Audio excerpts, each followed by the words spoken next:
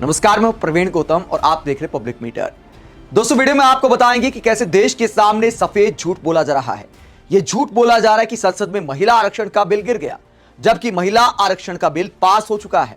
आधी रात का पूरा खेल आपको बताते हैं कि कैसे देश के मंत्रियों से लेकर बीजेपी नेताओं से लेकर मीडिया एंकर किस तरह झूठ को आगे बढ़ाने का काम कर रहे हैं और यह साबित करने की कोशिश कर रहे हैं कि देखिए, विपक्षी नेताओं ने महिला आरक्षण बिल गिरा दिया।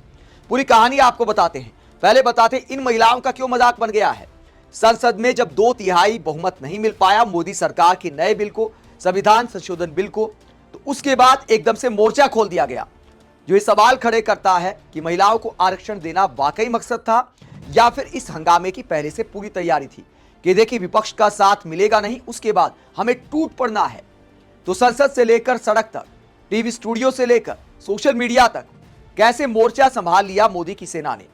पहले इन महिलाओं की बात करें तो समाजवादी पार्टी के कार्यालय के सामने पहुंच जाती है लखनऊ में। 7 महिलाएं हैं, आधी रात में प्रोटेस्ट करती हैं, नारेबाजी करती हैं और इसे लेकर खुद अखिलेश यादव ने मजाक बनाया है।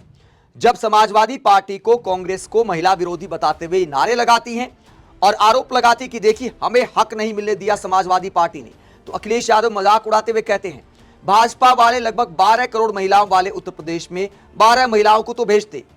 तो 7 महिलाएं जाकर प्रोटेस्ट करती हैं, कैमरा लेकर जाती हैं। जाहिर सी बात है, मीडिया में दिखाने के लिए ही ये नारेबाजी की गई, लेकिन संख्या थोड़ी कम रह गई, इसे लेकर मजाक बन गया है।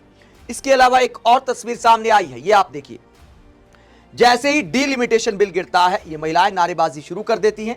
एनडीए की सांसद हैं और पहले से ये कार्ड लेकर आई हैं, पोस्टर लेकर आई हैं, जो इस बात को दिखाता है कि पोस्टर बैनर पहले ही छपवा लिए थे।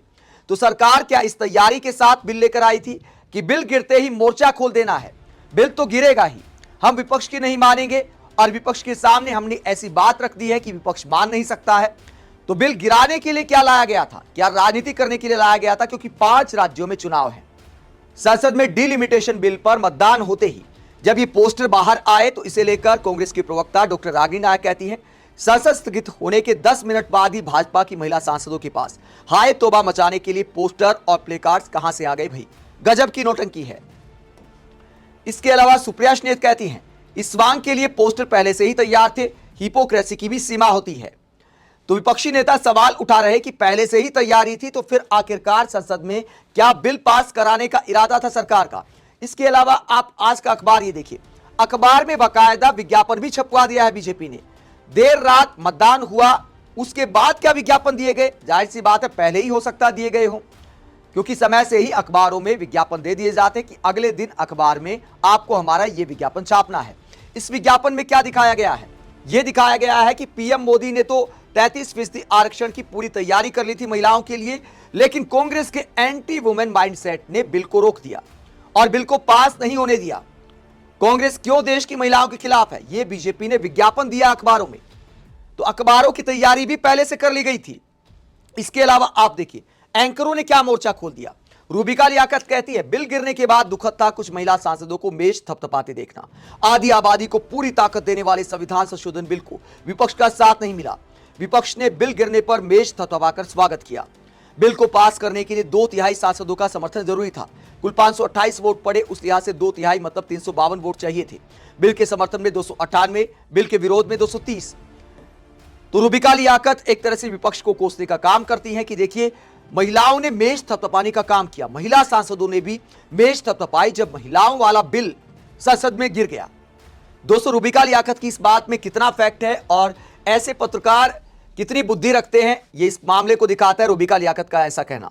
चित्रा त्रिपाठी कहती, संसद के भीतर महिलाएं आज फिर हार गई। इसके अलावा बीजेपी का पूरा इकोसिस्टम क्या प्रचार करता है, अमित शाह क्या कहते हैं, अपना वीडियो शेयर करते हैं। देश की महिलाएं देख रही कि उनके रास्ते का रोड़ा कौन है। जब आप चुनाव में जाओगे तो मातृशक्ति हिसाब मांगेगी, तब आपको भागने के लिए रास्ता नहीं मिलेगा। योगी आदित्यनाथ क्या कहते हैं, यूपी के सीएम, आज भारत के महान लोकतंत्र के इतिहास में एक काला अध्याय जुड़ गया। विपक्ष द्वारा नारी शक्ति वंदन अधिनियम के लिए जरूरी संविधान संशोधन बिल को पारित न होने देना भारत माता के सम्मान पर आघात है। देश की समूची मातृशक्ति के साथ धोखा है, उनके लोकतांत्रिक अधिकार का हरण है।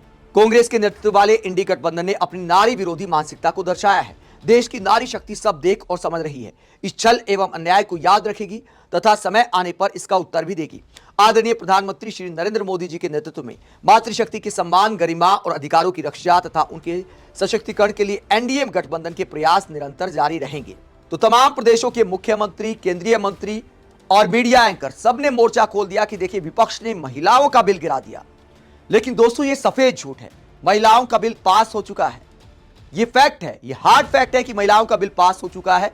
अगर मोदी सरकार चाहे तो तुरंत लागू कर सकती है, सबकी सहमति से पास हुआ है। यह साफ झूठ बोला जा रहा है कि महिलाओं का बिल संसद में गिरा दिया गया।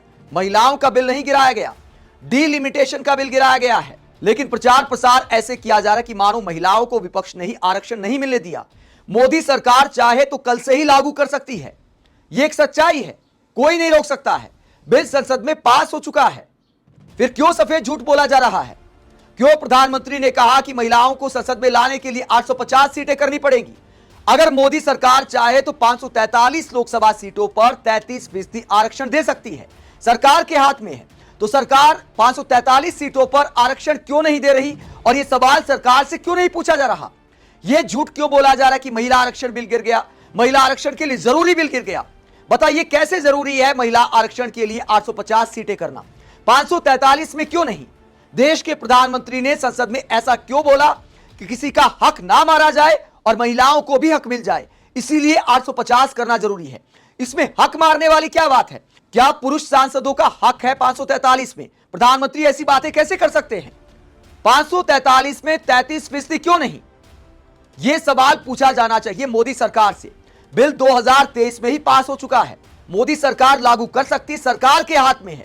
राहुल गांधी भी नहीं रोक सकते। कांग्रेस और बाकी दलों की सहमति से, सर्वसहमति से बिल पास हुआ था। तो मोदी सरकार क्या खुद रोक रही है महिलाओं को आरक्षण देने से? यह सवाल आज के दिन पूछा जाना चाहिए।